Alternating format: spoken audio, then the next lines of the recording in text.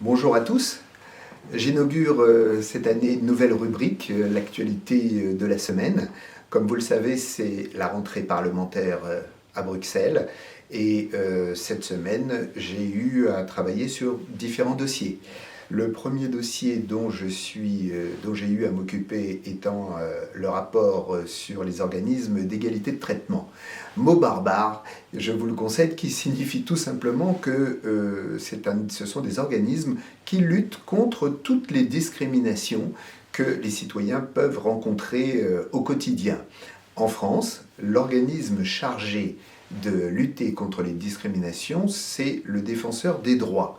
Et donc, au cours de ce rapport, je vais faire des propositions au nom de mon groupe avec ma collègue Irène Tollerette pour donner plus de puissance, plus de moyens, plus d'action et de compétences à ces organismes, de façon, encore une fois, à protéger davantage le citoyen. La deuxième actualité, c'est bien évidemment une actualité politique.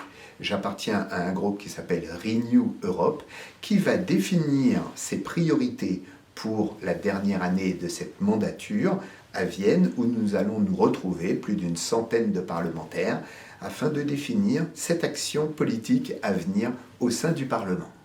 Enfin, un autre rapport qui me préoccupe et pour lequel je représente mon groupe Renew Europe, c'est un rapport sur les droits fondamentaux en Europe, c'est-à-dire l'état des valeurs européennes que nous souhaitons incarner, c'est l'état de la démocratie et de l'état de droit.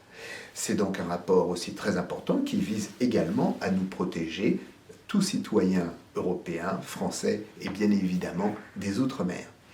Enfin, je voudrais terminer mon propos par vous dire que j'ai apprécié me retrouver sur mon île natale en Martinique durant les vacances, échanger avec toutes celles et ceux qui souhaitaient avoir plus d'informations sur l'Europe, sur les fonds européens, bien évidemment, comment en bénéficier. Et j'ai apprécié cet échange. Donc je reste à votre écoute, vous pouvez me retrouver sur maxorville.eu, suivre mon actualité sur Facebook, Instagram, Twitter, et n'hésitez surtout pas à nous faire remonter vos impressions. Et l'Europe doit devenir quelque chose de plus concret et de plus quotidien pour vous. Et savoir ce qu'un député européen fait, je pense que cela ne pourra que être profitable à l'ensemble de toutes les communautés d'outre-mer et hexagonales. À bientôt et à la semaine prochaine.